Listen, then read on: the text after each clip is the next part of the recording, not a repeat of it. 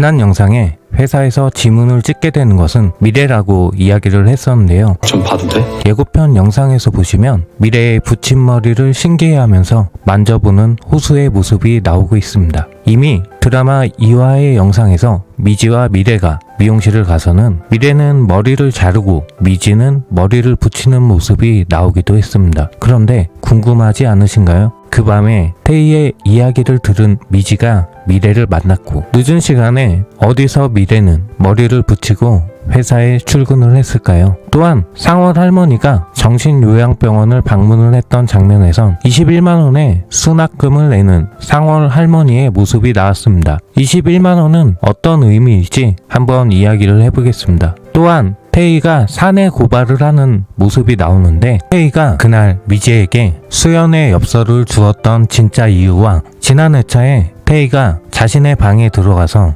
미래를 도와주어야겠다 말했던 이유까지 설명해 드리겠습니다. 아주 충격적인 이야기입니다. 좋아요 한번 부탁드리고 바로 시작하겠습니다. 먼저 회사에 미래가 출근을 했던 정황을 간단히 설명해 드릴게요. 전날 미지는 김수연의 동생 태희를 만났고 김수연이 퇴사를 했던 진짜 이유와 미래가 반드시 와야 하는 이유를 미지가 듣게 되었을 것입니다. 그래서 곧바로 미래를 찾아간 미지는 김수연이 보낸 쪽지를 미래에게 보여주었고 이미 다음 주면 미래가 오기로 마음을 먹었던 상황에 조금 더 빨리 시간을 앞당긴 것이죠. 회사에 출근을 한 게 미지가 아닌 미래라는 증거는 한 가지가 더 있는데요. 바로 미지와 미래가 서로에게 인수인계를 하던 수첩입니다. 8화 마지막 장면에 출근을 한 미래는 미지가 쓴 인수인계 수첩을 먼저 찾아보는 모습을 알 수가 있습니다. 급하게 출근한 미래는 미지가 쓴 인수인계서를 확인할 필요가 있었기 때문입니다. 하지만 곧바로 박상영 일당이 미래를 불러냈고 미래가 쌍둥이 미지인 줄 알고 있던 빌런들을 앞으로 난감하게 만들게 되겠습니다. 그렇다면 미래의 붙임머리는 누가 그 야심한 시간에 해준 걸까요? 해답은 인물 설명란에서 찾을 수 있었습니다. 미래의 할머니 강월수는 40년 가까이 미용실을 운영하다가 딸 오키가 사별한 뒤로 가게를 접고 육아와 집안일을 도맡아 간간히 출장 미용사로 생계를 이어나갔다는 문구가 있습니다. 할머니의 딸 오키도 연분홍의 머리를 감겨주는 모습이 나오기도 했죠. 대를 이어서 손기술은 유전인 듯 보여집니다. 덕분에 그때 따라다니며 어깨 너머로 배운 덕에 미지도 간단한 커트나 염색은 곧잘 한다고 설명이 되어 있습니다. 결론적으로 야심한 밤에 미래에게 붙임머리를 해준 건 미지로 보여지네요. 그래서 다음 주 예고편에 미지와 미래 둘 다 머리가 긴 채로 등장을 하고 있는 것이죠. 인물 설명란에 미지의 할머니가 미용사였던 이유가 이렇게 사용된 듯 보여지는데 여러분의 생각은 어떠신가요? 또한 상월 할머니가 정신요양병원에서 수납한 21만원에 대해서 이야기를 해보겠습니다. 지난 영상에 정신요양병원에 진짜 로사 할머니가 살아있고 로사 할머니를 상월 할머니가 챙겨주고 있는 것은 아닐지 내피셜 영상을 올렸는데요. 이미 본방송에서 이충구의 직원이 상월은 로사의 남편을 살해했고 현재 사망한 상태라고 이야기를 했기에 저의 내피셜이 이상하게 들리시는 것 같습니다. 이미 저 역시 진짜 로사는 죽었다는 내용을 예전 영상에 올리기도 했던 상황인데요. 하지만 8화 방송분에서 정신요양병원에 있었던 에피소드는 로사가 진짜로 죽은 게 아닐 수도 있겠다는 의문이 생기는 장면이었는데요. 많은 분들이 진짜 로사의 아들이 미래의 아빠라는 이야기도 있고 이충구가 로사의 아들이라는 이야기도 있습니다. 미지의 아버지가 로사의 아들이어도 사실 시간상으로 충분히 가능한 이야기죠. 드라마 설정상 1980년에 5살이었던 로사의 아들 그리고 IMF 때 실직했다는 미래의 아빠라는 설정이 있는데 로사의 아들이 미래의 아빠라면 IMF 때 나이는 24살입니다. 미래의 아빠가 20살에 결혼을 했다 가정하면 지금 현재 미래와 미지의 나이가 얼추 맞기 때문인데요. 저의 시청자 중 한 분은 상월이 정신요양병원에 가는 이유가 진짜 로사 할머니의 아들이 로사 할머니의 죽음 이후 충격으로 정신병으로 요양병원에 있는 것이고 상월이 그 아들을 챙겨주러 왔다는 의견도 있었습니다. 이것도 상당히 가능성 있는 추측처럼 보여지는데요. 본격적으로 진짜 로사가 살아있는 것은 아닐까 하는 의문을 품었던 이유를 말씀드리겠습니다. 정신요양병원에서 수납 직원이 돈을 세는 장면이 나왔는데요. 금액은 총 21만원입니다. 정신요양병원의 상월 할머니가 치매로 치료를 받았다고 가정을 한다면 하루 통원 치료에 21만원이라니 의문이 드는 상황인데요. 사실 약제비가 비쌀 텐데 약은 약국에서 살 테니 말이죠. 또한 수납 직원은 이런 이야기도 했습니다. 매번 날짜 맞춰서 오시는데 이번에는 안 오셔서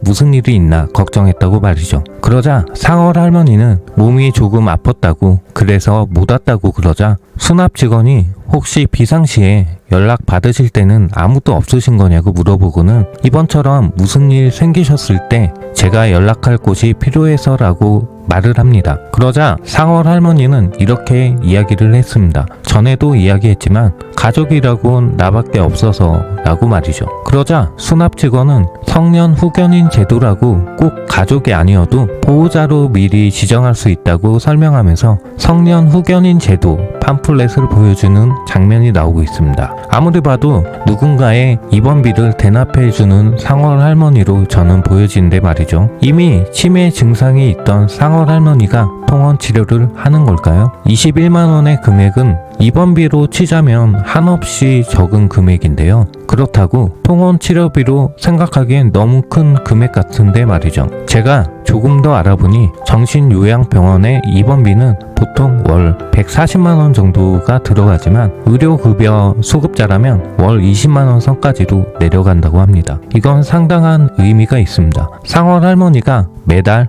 21만원의 수납을 해왔다면 이는 통원 치료가 아니라 누군가의 병원에 입원해 있고 그 사람의 입원비를 대납해 왔다는 뜻인데 말이죠. 그럼 그 누군가는 누구일까요? 수납 직원의 발언은 이 수납이 단발성이 아니라 정기적이라는 걸 분명히 보여주고 있습니다. 정신요양병원에서 성년 후견 제도 팜플릿이 비치되어 있는 이유는 다음과 같은 법적, 의료적, 사회적 필요성 때문이라고 하는데요. 입원 환자 중 후견이 필요한 사람이 많기 때문이라고 합니다. 아무래도 정신병원이다 보니 환자의 판단 능력이 부족하기에 필요하다고 하는데요. 또한 의료 동의, 재산 관리, 퇴원 결정 등에서 법적 대표도 필요하다고 합니다. 이런 상황에서 환자가 판단 능력이 부족할 경우 법원이 지정한 성년 후견인이 대신 결정하고 서명할 수 있어야 한다고 하는데요. 병원에 입원한 사람이 로사의 아들일 수도 있고 혹은 진짜 로사일 수도 있다고 의심이 드는 상황입니다. 제 생각엔 상월 할머니는 지금 로사로 살아가고 있지만 상월 본인을 스스로 사망 처리하고 로사로서 살아가고 있는 듯 보여지며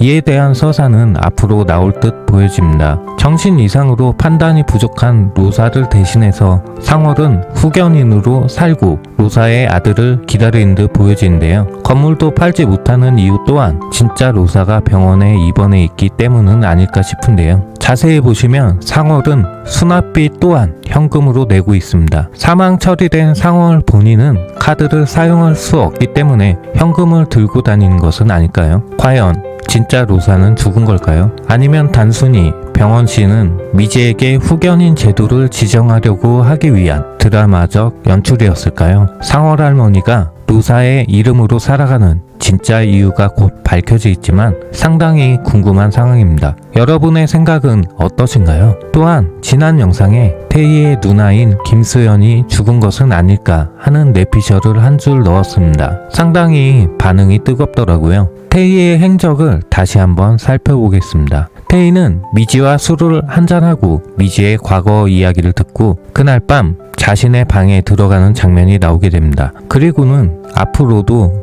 미래 씨를 도와줘야겠다고 이야기를 합니다. 그런데 방에는 아무도 없었습니다. 마치 김수연도 과거의 미지처럼 방 안에 숨어 지내는 듯한 생각을 저도 물론 하긴 했습니다. 그와 관련된 영상을 저도 만들기도 했으니 말이죠. 하지만 김수연 본인이 등장하거나 말하는 모습은 나오지 않았는데요. 곰곰이 생각을 해보면 당시 태희가 했던 말과 그 다음날 행동을 보면 이상하다는 생각이 들게 됩니다. 미래를 도와주겠다고 말했던 태희는 누나가 쓴 엽서를 미래의 책상 위에 놓게 됩니다. 태희는 박상영이 온다고 전해 들은 날 미래에게 박수석 돌아오는데 괜찮냐고 물어보면서 오히려 그렇게 애썼는데 포기해도 괜찮냐고 물어보는 장면이 있습니다. 그리고는 미래는 자신이 애썼던 사업 포기해도 괜찮다고 이야기를 했죠. 이미 미지와 미래가 바꾸기로 했고 이 사건을 정리를 하는 게 맞다고 생각한 미지였으니 아주 당연한 처사였습니다. 그날 밤 태희는 미래를 찾아왔죠. 그리고 김수현의 이야기를 미지에게 전했을 겁니다. 그때 태희의 이야기가 미지의 결정을 바꾸고 싸우게 했던 트리거라고 보는데요. 아마도 김수현이 죽었다고 이야기를 한 것은 아닐까 싶습니다. 사실 과거 태희가 미래에게 김수현의 유서 같은 엽서를 전해주고 태희 자신은 이제 김수현의 복수를 그만하겠다고 결심을 하고 그날 밤 방에 들어와서 태희의 독백의 장면이 나온 것이고 다음날 김수현의 유서를 책상 위에 놓아두고 복수를 그만하겠다고 생각을 했는데 미래가 신사옥 사업을 그만하게 되고 미래를 위협하는 빌런들을 알게 된 태희는 다시 복수할 명분이 생긴 것은 아닐까 싶은데요. 왜냐하면 미래가 신사옥 사업을 열정적으로 했기에 복수를 그만두고 미래를 도와주기로 했다가 미래가 신사옥 사업에서 아웃되고 오히려 쫓겨나는 위기에 처하게 됐으니 도저히 그들을 용서할 수 없었을 듯 보여집니다. 결국 미래가 서울에 다시 돌아와서 싸우게 되는 계기는 김수현의 이야기로 보여지는데요. 이 드라마 작가님의 전작이 5월의 청춘인 거 알고 계신가요? 그 드라마에서도 민주화 운동으로 인해 주인공은 비극적인 죽음을 맞이합니다.